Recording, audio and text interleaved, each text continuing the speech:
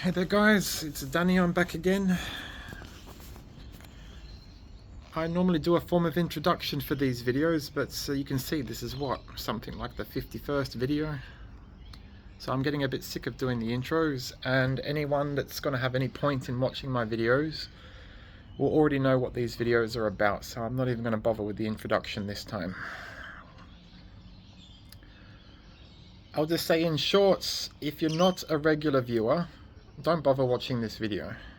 If you already know what I'm talking about and you're interested in watching it for personal whatever, or you want to offer some form of support or watch the video to try and work out your own life problems, then go ahead and keep watching. But I strongly recommend to any random web browser not to waste your time with this video, because you won't understand any of it. So anyways,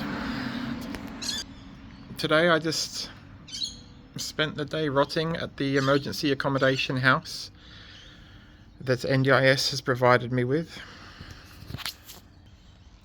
I had 2 NDIS workers come to my address today, and I had a female NDIS woman of form of management in South Australia give me a phone call today that was nice and heartfelt. But it's still not really doing anything. It's not leading anywhere. It's very upsetting. I'll pause it because I'm that upset about what's happened to me today that I can't even think straight and think about what to say. Whether you believe me or not, I don't care, but I'm telling you, my life is up and down, insane, and is so stressful, it's hard to deal with. And I just don't think what's happening to me should be allowed to happen to anyone in Australia. Australia is just such a magnificent country. I have a form of hobby where I have just never-endingly met people from overseas, and the vast majority, like 90-95% of my friends, are all foreign blood from overseas, and they all stereotypically are just about the same. They come to Australia and they're all astonished how easy Australia is to live in compared to their home country, places like India and Africa. And they all tell me that they're never going back home and that they're going to try and get their mum and dad brought over to Australia. I tell all these friends of mine, you better be quick, because the politics are changing, and with things like One Nation becoming popular, your time is probably limited, because people in One Nation are trying to stop what's happening in the UK happening, and they're trying to stop the world's #1 highest immigration rate in Australia from taking place any more than what's happening now. They're trying to kind of close the gate so that we can't become like England. If you watched any of my previous episodes, guys, and you subscribed, a big thank you. And you know what I'm talking about. And you know exactly the trauma that I'm going through at the moment. My wife of 8 years has taken incredible advantage of my intellectual disability, of severe short-term memory issues due to brain injury and removal of a brain tumour. And in short, I can't do any form of paperwork. After 8 years of marriage, my wife, and having a son with her, she's taken gross advantage of my intellectual disability, and she has told me that I need to leave her, that I need to walk away. And she instructed me that she was going to live a future life without me in relation to Christianity. She was going to take 100% of our assets that we had acquired in both of our entire lives, and at 8 years of marriage. And she told me our son was going to go with her, and she instructed me that I was not allowed to have my son in the future, that I would not be seeing him until she felt like it possibly one day in the future, maybe, she said. And she told me to stop, and she told me to walk away. And my wife, which I loved more than anyone on the planet and would have stayed with forever, even if she tried to murder me for the sake of my son, that was my life goal and promise, that I would get one woman very carefully, I would wait a very long time, and I would be sure that she is the correct person for me, and no matter what the woman ever did to me, I would never allow myself to leave the woman, and I would remain strong, emotionally controlled, try to be intelligent, and to solve the problem for the sake of my children that I would have with her and one and only person. My wife, however, was not able to do this. And she instructed me, as I just described, that if I didn't accept our relationship was over, and if I didn't allow her to walk away with my son, and if I didn't allow her to take full control of our son and all of our assets, 100%, and if I didn't allow myself to have nothing, she said that she would just do things that would have me put in jail and I would regret it. That was her threat, and that's exactly what she's done for the last 2.5 years. The thing that I would inform my wife today, if I was able to make contact with her, which I'm not, for reasons you understand, I would tell her the exact same thing today as what I told my wife when she made the threat 2.5 years ago on day one. I said to her, honey, back then the same thing as I would say today, 2.5 years ago. If you're watching, same thing. If you're just a random member of the public or a subscriber, you'll understand what I'm talking about. I said, honey, I'm not angry at you. You're just confusing. I don't understand what you're doing. I don't understand what your motivation or thoughts are. And I'm too confused to be happy or upset with you or scared of you. You're too confusing. Have you just told me you're going to separate yourself from me after several years of relationship and marriage and having a child? And are you telling me that I can't see my son again? And you're telling me that you're going to keep 100% of our belongings and assets and money? And you're telling me I need to walk away with nothing? And I will never see my son again unless you randomly feel like it one day, and that you believe that that is legal, and that you believe that that's what everyone should do. And she said to me, yes. What the fuck? I said to her, honey, I'm sorry, but you've lost your mind.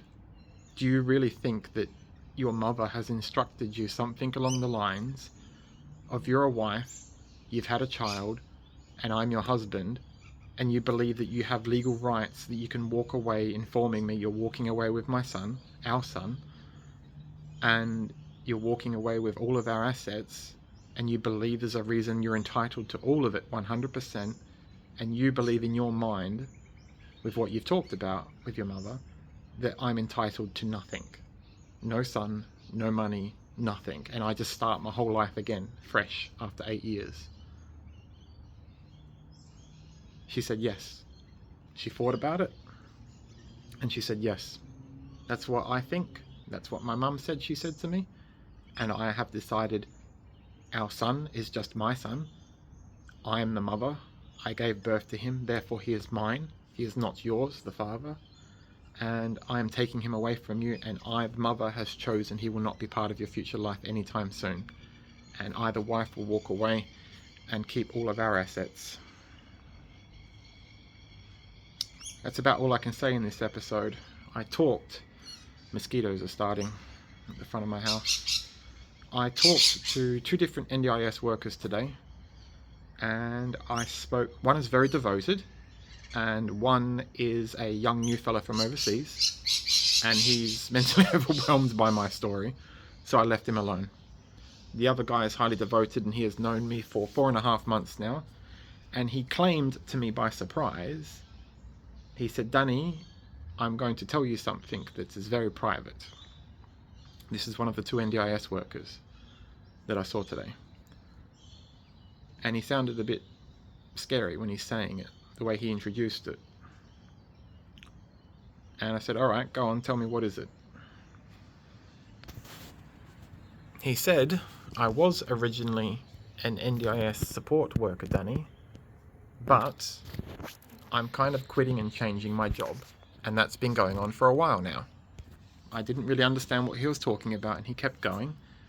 And he said, Danny, I, the NDIS support worker, I won't mention his name, we'll call him T, for privacy reasons. T, Mr. T, we'll call him Mr. T. I loved Mr. T. He's a bit like Mr. T. Mr. T said, I kind of already did this job for a number of months, the same as helping other people as yourself.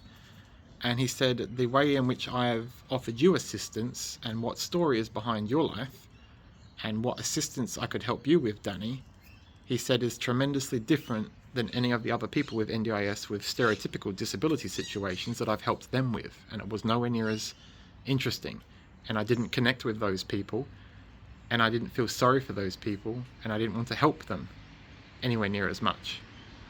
But the guy said to me, he said, the only reason why I'm here now assisting you, and you're the last NDIS person I'm helping, is because I want to help you before I go. I didn't fully understand what he was talking about, and he kept explaining. He said, being the other person again, Mr. T said, I've already done my work with NDIS long enough in this category, and I'm changing it. I'm going to a step 2, somewhere else. I don't help people like you anymore with this form of help coming into your house and helping you with daily tasks and so on, and paperwork. He says, I don't do that anymore. I used to have a number of people that I would help alongside you in the same day, in the same week, many, but I'm not doing it anymore. He said, you're the last one, Danny. And I became a bit intimidated and confused what he was talking about. It was a bit spooky. And he said to me, do you understand, Danny, what I'm talking about? I said to him, no, I don't really understand what you're talking about. He said, I feel so sorry for you and your life and what's happening to you and how you miss your son. And it sounds so much like your wife has unlawfully broken rules and laws and rights to see your son, and you're in so much pain. He said to me, I've decided that you're my last client, and as soon as I've helped you reacquire connection with your son, I will be quitting this line of work and going on to my next step in life I've chosen in work.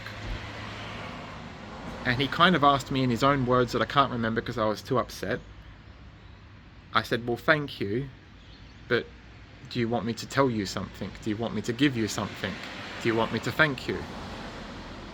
And I honestly don't even remember what he said.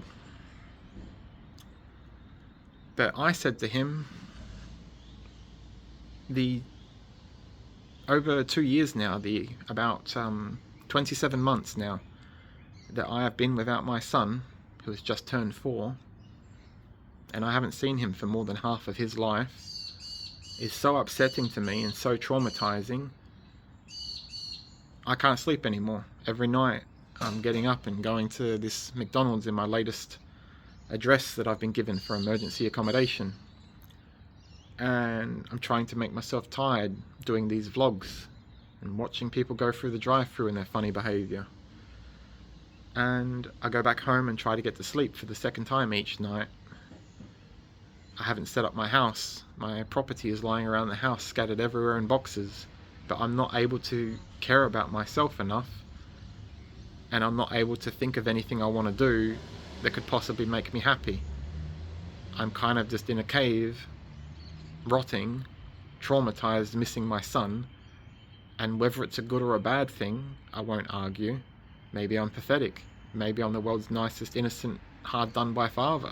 You think whatever you want, make up your own choice. But for reasons I don't even understand myself, I'm just not able to live without my son.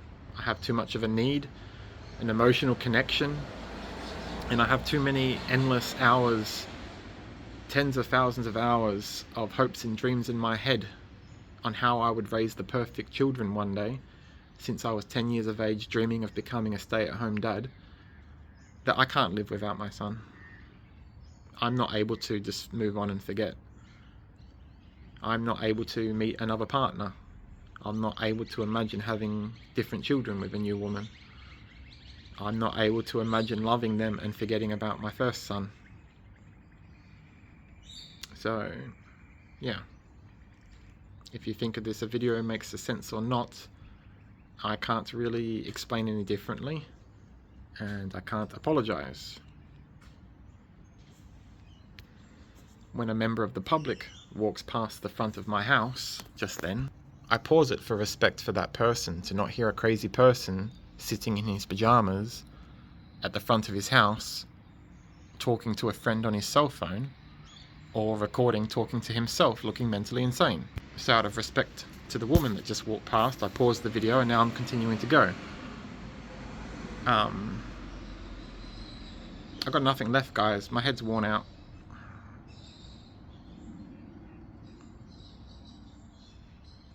this NDIS guy, he said to me, yeah, you're my last guy, Danny, and the only reason why I haven't quit the job is because I feel so sorry for you and how much pain you're in missing your son. And he said to me, I don't feel that I can go and change my job until I help you, he said himself, until I help you re-establish connection with your son, because it hurts me too much. Himself, he said. I said to him, thank you for that. If you want to do that, do that. But I'm too broken. I'm too damaged. I can't think straight. I miss my son so much. It's so traumatic. I can't even understand how to possibly thank you or ask you to keep going. And I said to the guy, I'm just going to tell you, if I saw someone in the same situation as myself anytime for the rest of my life or in the past, before this ever happened, I personally for myself would want to help that person who is something like the last parent who doesn't get to, the loving parent that doesn't get to see their child, male or female of any age. I wouldn't be able to walk past that and continue living my own life without feeling guilty. I for myself, if I saw someone else going through what I'm going through, I would personally feel guilty and feel I have to help that person, even if they were a complete stranger. So I'll go now. You guys do whatever you want. Post comments, support me, love me, hate me, thumbs up, thumbs down. Whatever you want to do, do it. But I'm just telling you, this isn't fake, guys. This is a guy who has nothing left, no pride, no dignity, no privacy. And after 2.5 years of trying to get my son back, I'm that emotionally damaged and traumatized. I'm not able to be embarrassed anymore. I'm not able to have goals and ambitions of my own life. I am just begging the public in a final move. Is there anyone out there to help me? How do I get my son back? And how do I make my wife face up for her pain and suffering she's caused endlessly, with endless abuse, endless false claims, endless illegal actions, taking advantage of someone with severe short-term memory disability, creating false illegal complaints and claims that my wife knows I don't have understanding how to reply to, endlessly falsely incriminating me, causing me to spend 4.5 months in a maximum security prison called Yatala in South Australia, and in the room next to my room that I'm sharing with someone is 2 people that say that they have murdered people and that they're leaders of the Hells Angels. I am that much of an innocent person compared to them. I don't even understand how to be scared. I don't even understand if what they are saying is true. I'm just scratching my head thinking, Hells Angels? You mean the motorcycle gang on the news? You and you next to me, 2 guys? You're members of the Hells Angels? I'm sorry, I don't understand. Are you teasing me? Is that real? Are you meant to laugh? Am I meant to be scared of you? I don't understand. I still to today don't understand what it was, but all my emotions going to the prison was traumatic, and seeing my son, not seeing my son, for this 2.5 years has been so traumatic. I'm not even able to get upset and cry anymore. I'm not able to get scared anymore. I'm just blank.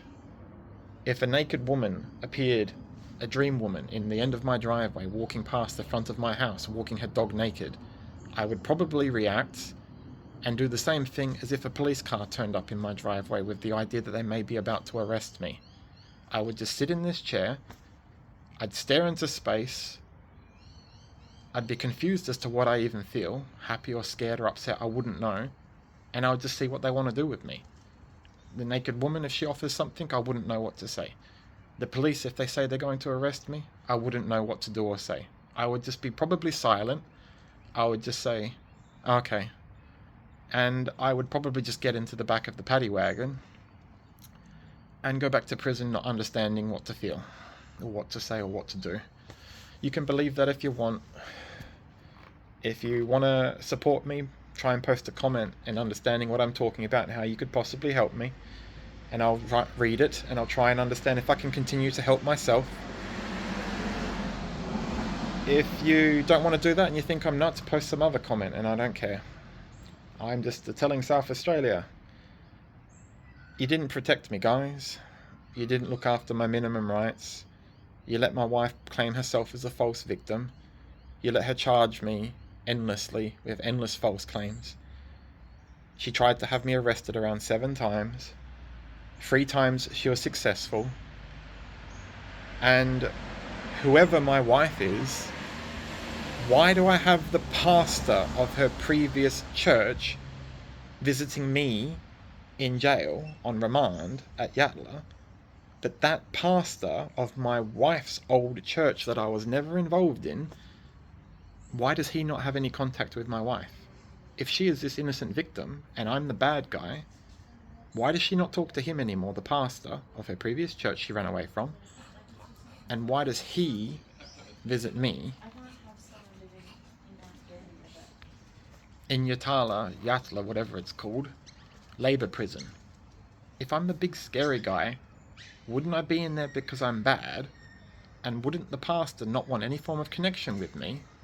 Wouldn't he feel scared of and sympathetic towards my wife, who is the suggested victim?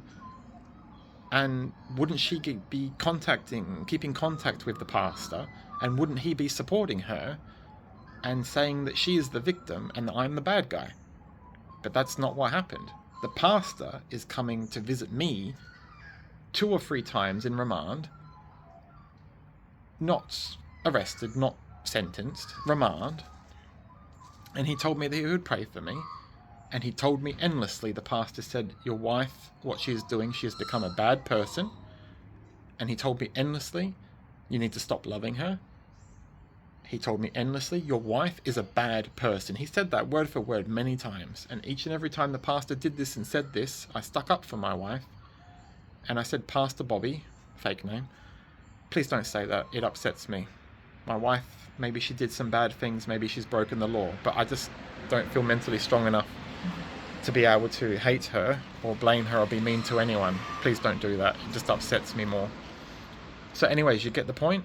If I'm the nutcase wife beater and I'm in jail at a maximum security prison, Yatala, whatever it's called, labour prison in South Australia on remand, and they release me and there's no charges, and the pastor of my wife's previous church she disappeared from is there visiting me, you know, how am I the bad guy? I just don't get it.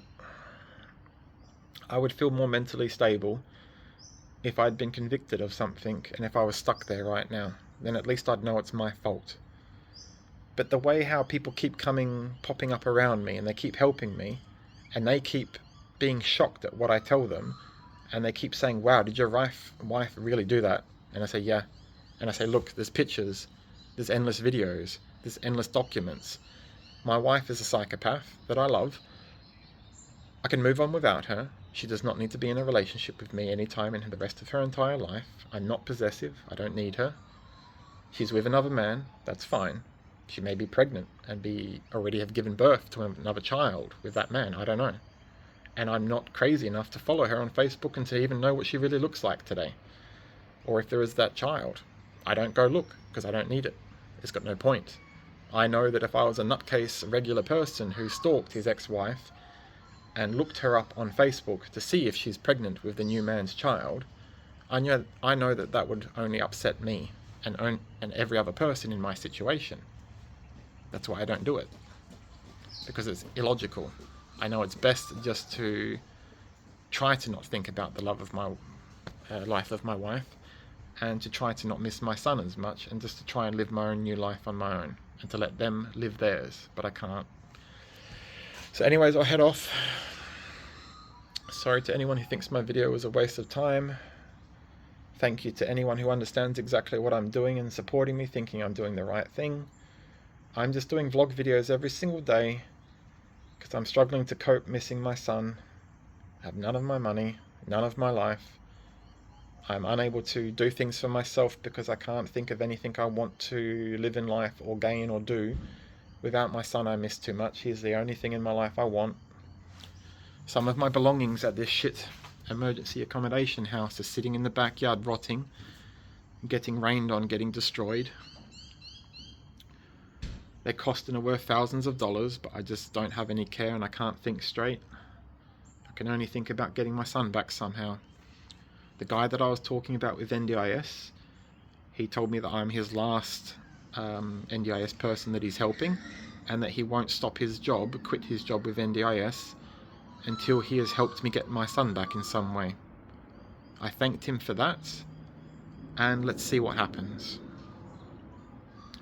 He told me that sometime as soon as possible he's going to try and get in a car with me, head to the city of Adelaide, and use a disability support agency that he found himself for me, he claims, and he's going to try and get them to collect information from myself and to re-establish and give me back the rights that were illegally stolen from me from my wife, if they are correct and if they are true, and give them these things back to me.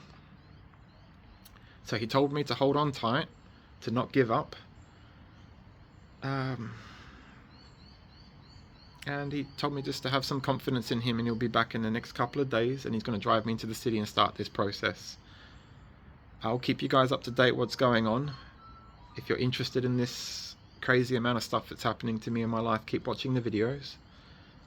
The final thing I'll say before I go, which is quite shocking, and my life is insanely random, is my stalker that I've mentioned once or twice very quickly, because you're not meant to stimulate the stalker by talking about them, and he is heavily stimulated by watching these videos. Again, I swear on the life of my child, me and my wife have had a stalker for the last 9+ years, and the guy is so psychotic, he watches these videos.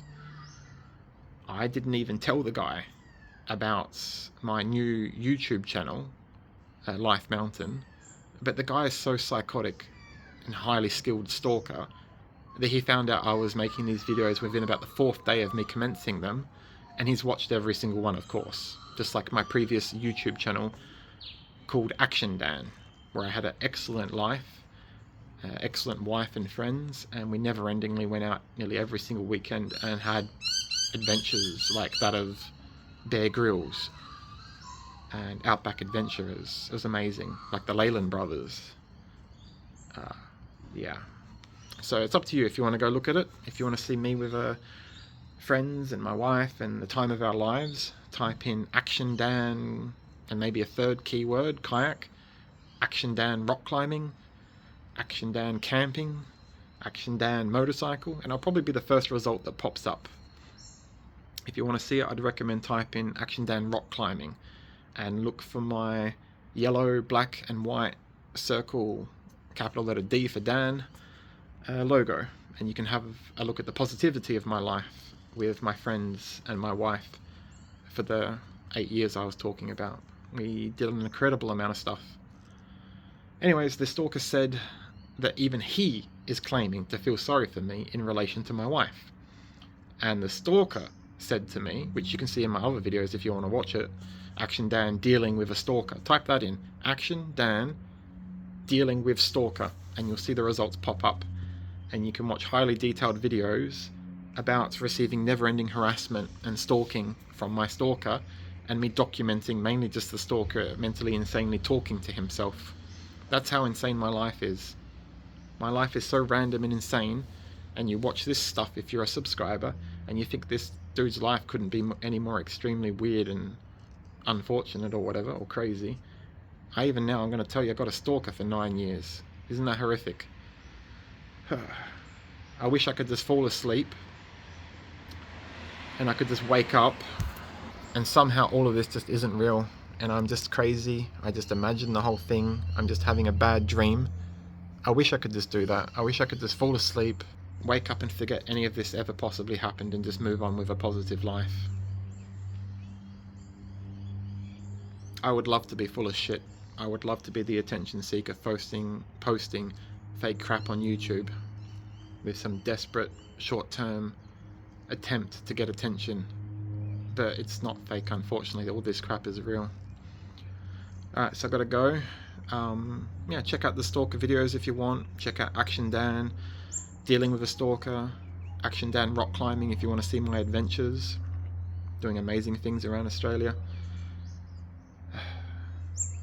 This is my video vlog for today. Today was very damaging for me.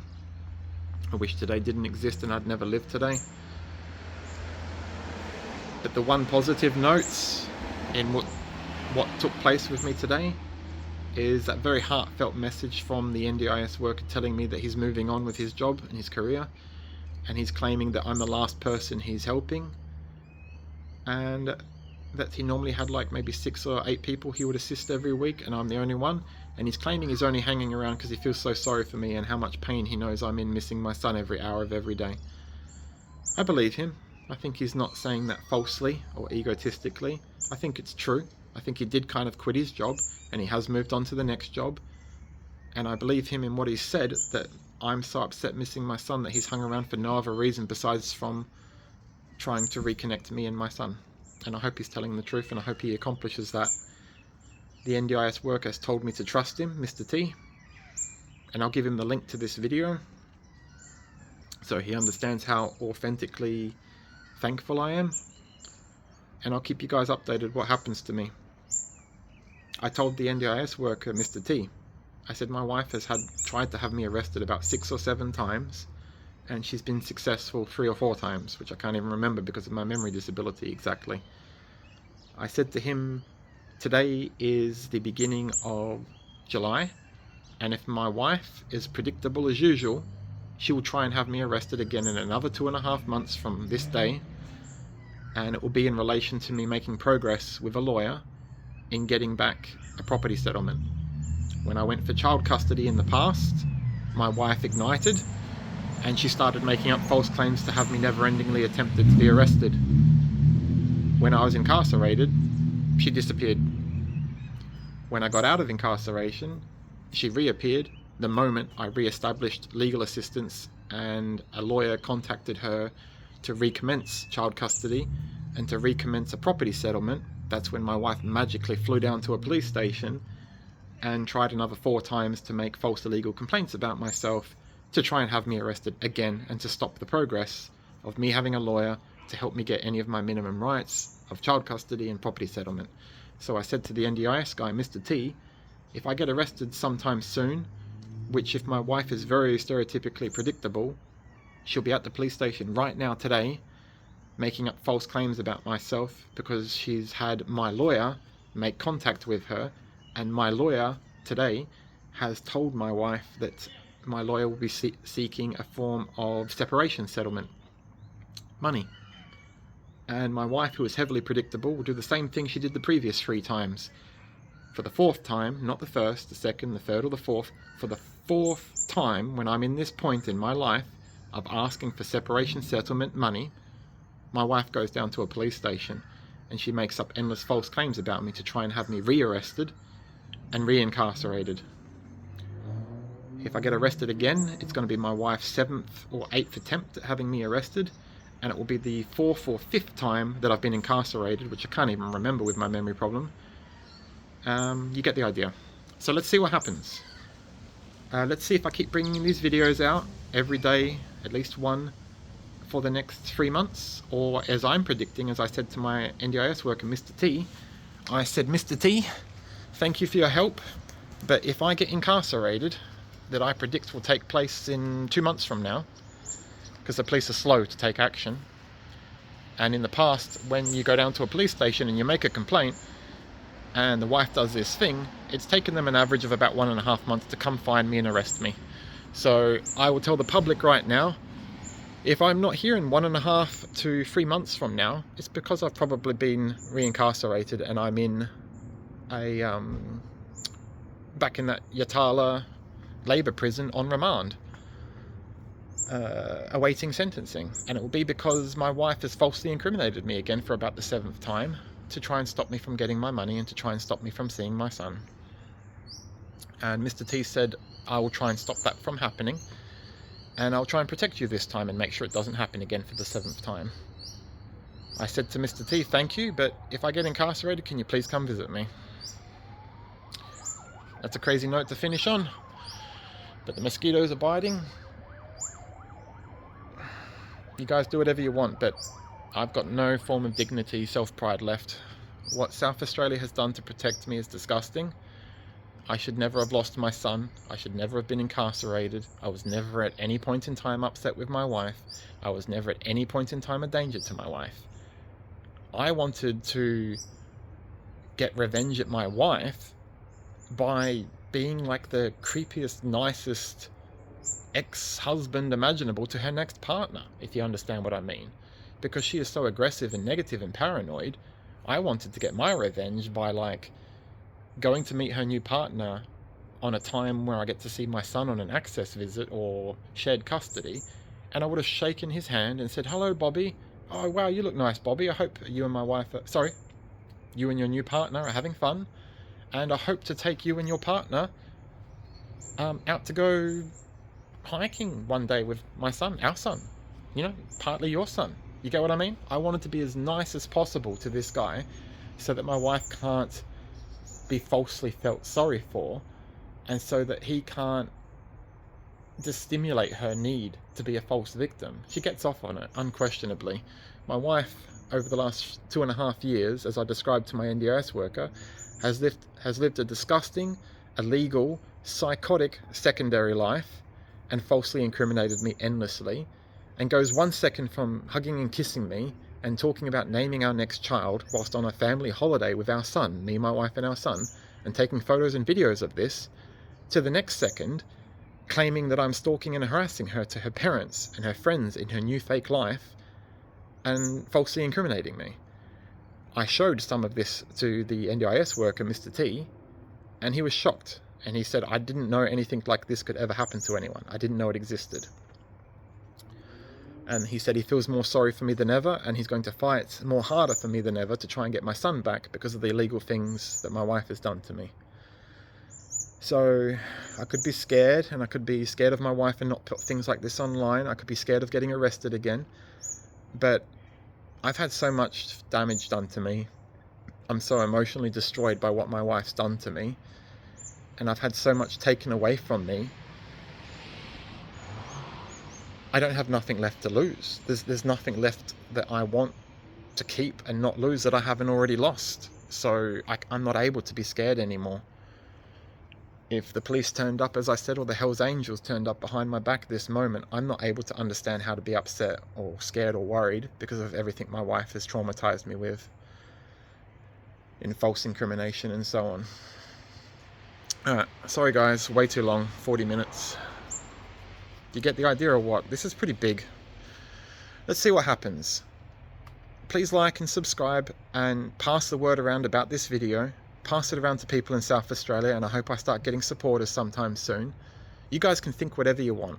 You can think I'm the world's worst husband that stalks his wife, or you can think I'm the person with intellectual disability that loves his wife and son so much that he would even hug and shake the hand of the next man that she sleeps with, because he's just a nice guy at heart. And that's who I am. That's who I'm claiming to be.